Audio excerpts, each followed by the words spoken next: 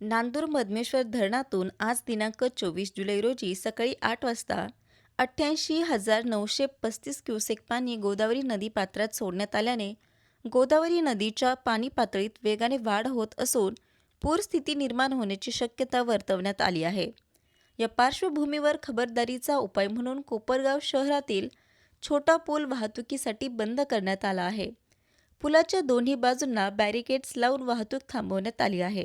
गोदावरी नदीकाठच्या नागरिकांनी सतर्क राहावे, नदी पात्राजवळ जाऊ नये, तसेच पाण्यातून वाहने चालवण्याचा किंवा पूरस्थिती पाहण्यासाठी गर्दी करण्याचा प्रयत्न करू नये, असे आवाहन प्रशासनाकडून करण्यात आले आहे।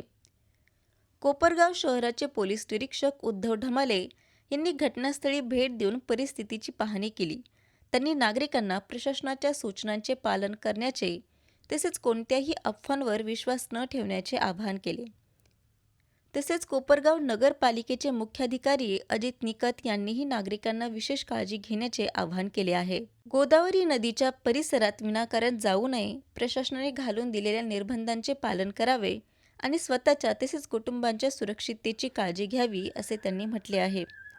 सध्या कोपरगाव नगरपालिका प्रशासन आणि कोपरगाव शहर पोलीस परिस्थितीवर बारकाईने लक्ष ठेवून असून आवश्यक त्या सर्व खबरदारीच्या उपाययोजना करण्यात येत आहे। संवाद महाराष्ट्रासाठी रवी वाघडकर, कोपरगाव। गोदावरी नदी पात्रात नांदूर मध्यमेश्वर या प्रकल्पातून तसेच नाशिक आणि अहमदनगर जिल्ह्याचे जे पाणलोट क्षेत्र आहे त्यामधून पाऊस झाल्यामुळे मोठ्या प्रमाणात पाणी येत आहे।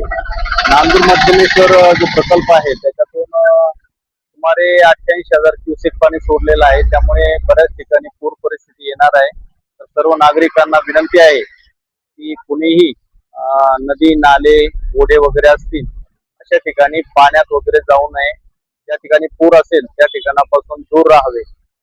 कोणत्याही ठिकाणी आपल्या जीवाचा धोका पत्करून पाण्यात वगैरे कोणी वाहने वगैरे घालू नये। धन्यवाद।